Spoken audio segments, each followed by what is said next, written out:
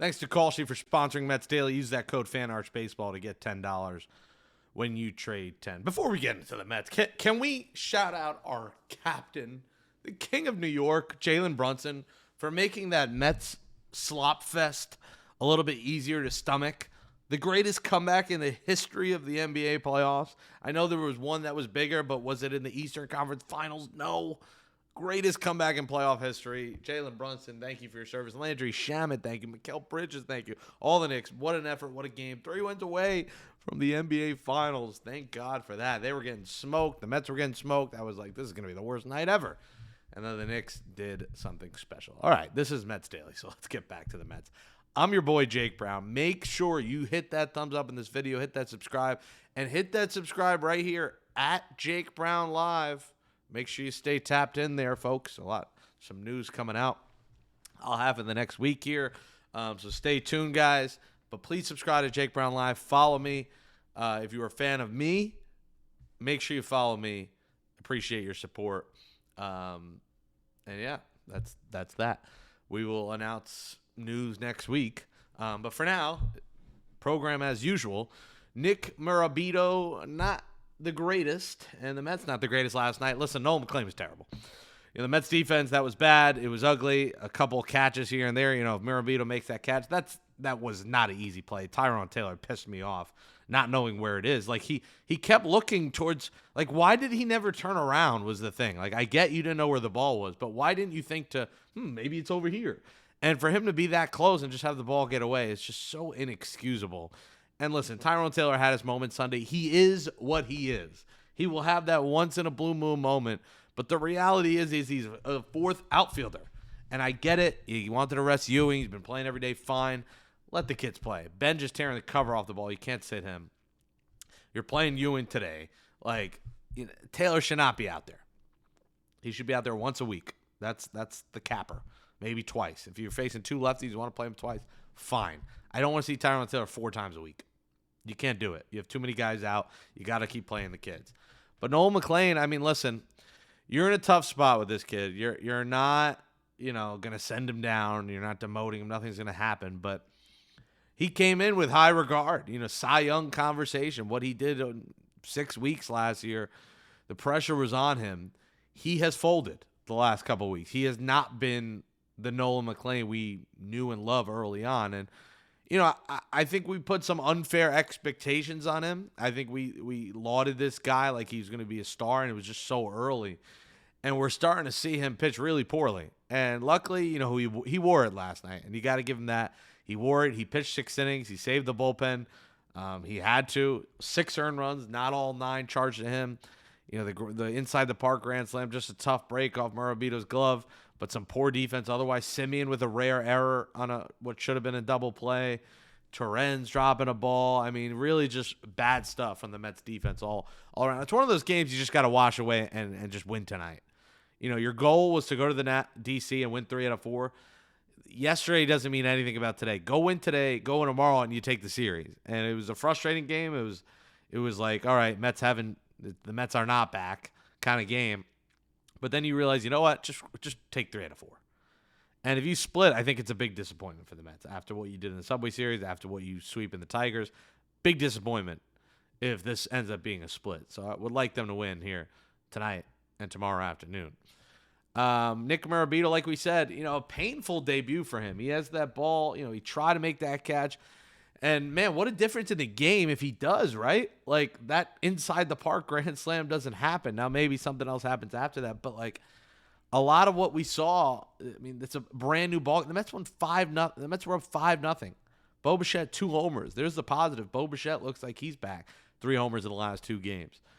And that doesn't happen. He makes that catch, or Tyrone Taylor backs it up, and that other run doesn't score. Maybe this is a different game. But what if, coulda, shoulda, woulda, Mirabito that crashes into that wall. Then he crashes into the sidewall, makes an unbelievable catch, and he gets hit by a pitch. So, Nick Mirabito might be feeling some dinks and dunks and nicks and bruises today. We'll see if he's in the lineup because, hit by a pitch, crash sidewall, crash home run wall. He didn't wake up. I'm sure he stayed in because momentum and it's his first game, but there's no way he's feeling that great. today. So Murabito, we'll see how he does here moving forward. First game out of the way, nerves out of the way. Let's see how he does. And let's see how you do on Kalshi, of course, sponsor of Mets Daily. On Kalshi, you can trade every single game as baseball season is here. The Mets, we're going to do something different. The Mets are trading at a probability of 26% to make the playoffs.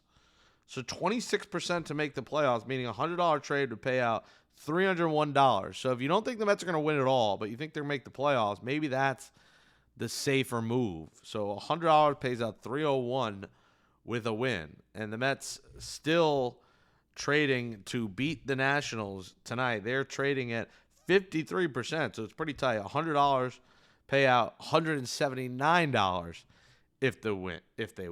You can pick on any MLB market. On Kalshi, you're trading against peers in a live market, meaning there's no house. And as the probability changes, you can buy in and out of your position. For a limited time, download the Kalshi app and use that code FANARCHBASEBALL, and you'll get $10 when you trade 10. KALSHI, Kalshi. Trade on anything. Tonight, big night, as Zack Thornton, as we discussed yesterday, makes his major league debut. And a cool story done by Will Salmon of The Athletic about Thornton and his father, Zack and his father, Paul. He shared the news as he was at the Ryan Ability Lab in Chicago, where he spent the past month plus relearning how to walk after a spinal surgery went wrong. He said, "I'm going." And Paul said, "So are we." So Paul checks out of the hospital. I mean, he's learning how to walk. Spinal surgery goes wrong. He's temporarily paralyzed from the hips down. And now because he checks out, he can't go back. The rest of his rehab therapy is going to happen in Kansas, where he lives as an outpatient. And his dad is very happy to go see him. And Zack says he pitches for his dad. Paul said, "As a dad, I'm not going to miss this. This is all courtesy of The Athletic." Zack described himself as an ultimate competitor. He said he got that from his father. So a really good father-son bond there. Great story from the dad and from Zack. And, Zack talked about he hates walking guys, and his numbers have shown that. He's had some of the best command amongst minor league pitchers, along with some of the best whip numbers amongst minor league pitchers. So Zack Thornton is a guy who's not going to blow you away, but he's got a 4-pitch mix. Some good coverage from him, of course, from our guy, Joe DeMeo of SMY. But fastballs, he's got a changeup, a curveball, and he doesn't walk a lot of guys. So looking forward to seeing Thornton. Listen, it's a lefty. Now, when you think lefties in the Mets franchise, you think John Neese, you think Steven Matz, you think David Peterson. We hope he doesn't end up like them. John Neese had his moments. Steven Matz had his moments. David Peterson has had his moments. But they've all flamed out in some way or another. We hope Zack Thornton could be the real deal. And at least for the time being, temporarily, if he's not the real deal for 10 years, how about two months? How about Zack Thornton, does well here? Sorry, I got an egg white from my breakfast in my mouth. How about Thornton 2 months? Until Kodai Senga comes back, if he does and the Mets trust him, we see Thornton fill in and do nicely here for the Mets. So looking forward to seeing his debut. A guy we saw debut at the end of last season was Jonah Tong. And man, has he been terrible in AAA this year. Jonah Tong was scratched today from his AAA start. No word yet on why as we record this 10 a.m. on Wednesday morning. No word why. By the way, Nick Murabito, I forgot to mention this. He's changing to number 55. There was a big uproar that he wore number 8, which obviously was worn by the great Gary Carter. Also worn by my guy, Desi Relaford, who, if you followed me for a while, was on the Jake Brown show with CBS back in 2018. And he said, Philly fans, they were trash. He started his career with Philly. They booed him every time he was out there. And he was not a fan of Philly fans. But Desi Relaford's best season came with the Mets in 2001, where he hit 300, played every position, even pitched in a game at one point.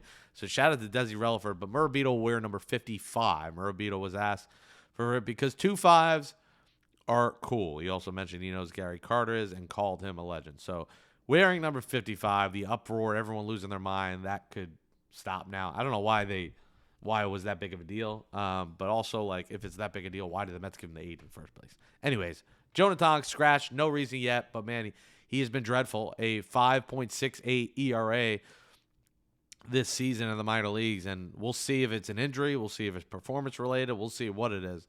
But scratched right before the game today, so you have to think it might be injury related. But coming off a start where he pitched an inning and 2/3, 6 earned runs. Now, listen, some of the numbers are kind of skewed because he's had some stinkers. He had a 4 earned run game, a 6 earned run game, and a 6 earned run game. He's also had a 0, a 2, a 1, a 3, a 0, a 2. So numbers a bit skewed, but he definitely has not been up to par what he usually is. So we'll see, I think, Jonah Tong at some point later this season, but right now he just is not ready. And, I'm not sure if last season calling him up hurt his confidence. The Mets were in dire straits. They needed an arm last year, so they certainly might have rushed him. Maybe they're even rushing Zack Thornton, who only has 2 AAA starts. But, I'm confident Jonah Tong can get it back going. He's got good stuff. He's just got to put it all together. All right, let's read a couple of your comments from yesterday's show as we close out today's show. Kenneth Cruz says, good to see you excited about these Mets again. To give Stearns some credit, the moves he made this offseason were based on giving the prospect chance if needed. The youth movement is here, LGM. Very well put, Kenneth. Bob said, did you say Vientos has speed? I guess I misheard you. Definitely misheard me. I don't think I've uttered the words Vientos and speed in the same sentence. If I did, I'm sorry. I've repeatedly called him the slowest man in baseball, which is probably isn't accurate and is a little mean, but Mark Vientos is very slow.